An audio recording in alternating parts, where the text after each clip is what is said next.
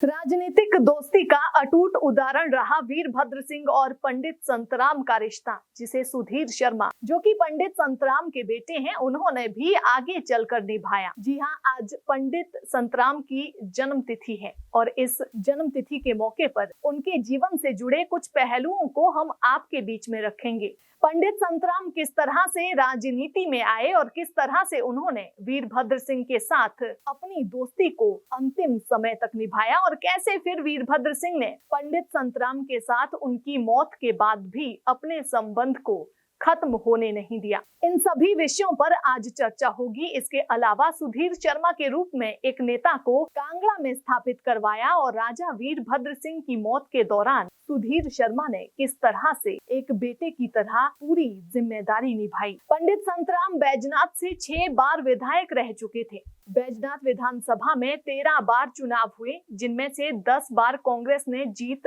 हासिल की। इसमें से 6 बार पंडित संतराम जीते और 2 बार उनके बेटे सुधीर शर्मा ने चुनाव में जीत हासिल की थी। पंडित संतराम की राजनीतिक शुरुआत का एक किस्सा आज भी प्रचलित है, जिसे अक्सर पुराने बुजुर्ग नई पीढ़ी को सुनाते हैं। बात उन दिनों की है जब वीरभद्र सिंह को 1971 में लोकसभा का मंडी से टिकट मिला। अब मंडी लोकसभा का टिकट तो मिला, लेकिन जीत कैसे होगी, इसको लेकर मंथन शुरू हो गया। वीरभद्र सिंह जीतने के मंत्र को ढूंढते हुए जोगिंदरनगर पहुंचे। वहां कांग्रेस के पास कोई ऐसा पकड़ वाला चेहरा नहीं था जो वीरभद्र सिंह के चुनाव को गति दे सके। उसके बाद वे बाजार में घूमकर दुकानों में चर्चा करने लगे, तो एक दुकानदार भिक्खू राम ने वीरभद्र सिंह को बताया कि आप थोड़ा रुको, अभी एक बस आएगी, उसकी फ्रंट सीट पर पंडित जी बैठे होंगे, उनसे बात कीजिए। वीरभद्र सिंह इंतजार में बैठ गए। बस करीब 2 घंटे बाद आई। वीरभद्र सिंह बस में चढ़े।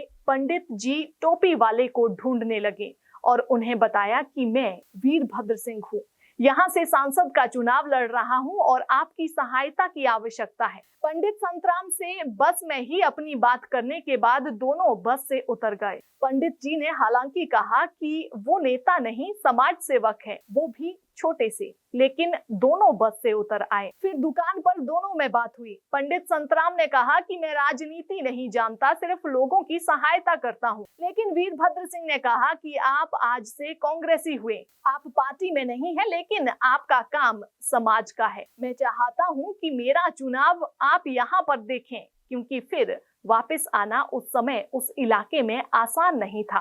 पंडित संतराम से भी इनकार नहीं किया गया और वे कांग्रेसी बन गए। चुनाव पत्राचार के माध्यम से लड़ा गया। उसके बाद चुनाव शुरू हुआ।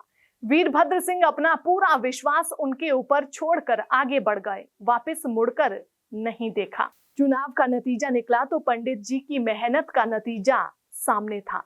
पंडित संतराम ने चुनाव अभियान संभाला, जिसके बाद बड़ी जीत वीरभद्र सिंह को मिली। उसके बाद इन दोनों की दोस्ती मिसाल बन गई। संतराम भी चुनाव में उतरे, लगातार बैजनाथ से जीते, मंत्री बने, अध्यक्ष बने, लेकिन हमेशा कांग्रेस और वीरभद्र सिंह के साथ खड़े रहे।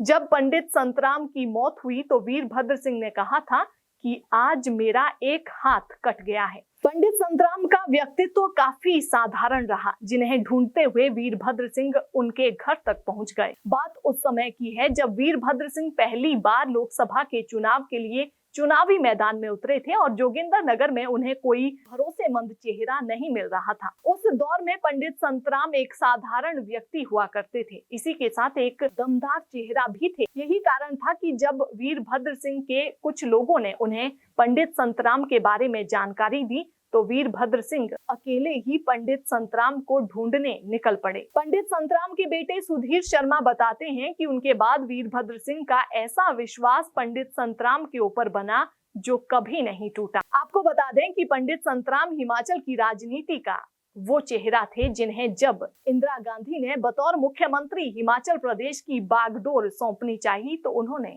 दोस्ती के चलते साफ इनकार कर दिया था। उस समय भी उन्होंने मुख्यमंत्री बनने से इसीलिए इनकार कर दिया क्योंकि वीरभद्र सिंह उनके दोस्त भी थे और वीरभद्र सिंह उनके नेता भी थे और उन्होंने स्पष्ट तौर पर वीरभद्र सिंह के ऊपर ही अपना विश्वास जताया था। यही कारण है कि वीरभद्र की सरकारें हिमाचल प्रदेश में उस दौर में जब जब भी बनी तो पंडित संतराम एक मजबूत मंत्री के रूप में नजर आए और एक ईमानदार चेहरे के रूप में उन्होंने हिमाचल प्रदेश में विकास में महत्वपूर्ण भूमिका निभाई और उस दौर में ही पंडित संतराम एक दूरगामी सोच वाले नेता हुआ करते थे। जब पंडित संतराम की मौत हुई उस दौरान उनके बेटे सुधीर शर्मा काफी छोटे थे, लेकिन वीरभद्र सिंह ने उन्हें चुनाव में उतार दिया। उसके बाद सुधीर शर्मा जब चुनाव जीतकर आए तो उन्हें कई अहम जिम्मेदारियां सौंपी गई। वीरभद्र की सरकार में वे मंत्री भी बने और इस तरह से वीरभद्र सिंह ने पंडित संतराम के बेटे सुधीर शर्मा को पूरी तरह से हिमाचल प्रदेश की राजनीति में एक मजबूत चेहरे की तरह स्थापित किया। लेकिन ऐसा नहीं है कि नई पीढ़ी पुराने रिश्तों को भूल गई। यही कारण है कि आज के दौर में अगर हम बात करें तो जब वीरभद्र सिंह का देहांत हुआ तो सुधीर शर्मा ने बेटे की तरह अपनी पूरी जिम्मेदारी निभाई और इसके साथ ही उन्होंने हरिद्वार में जाकर बाल तक कटवाकर पूरी तरह से एक पारिवारिक श्रद्धांजलि वीरभद्र सिंह को देकर ये साबित कर दिया कि जितना विश्वास वीरभद्र सिंह परिवार का पंडित संतराम के ऊपर और उसके बाद सुधीर शर्मा के ऊपर रहा वो ऐसे ही नहीं रहा। उसके पीछे कई कारण रहे होंगे। यही कारण है कि सुधीर शर्मा ने भी पूरा रिश्ता निभाने का प्रयास अपनी तरफ से किया।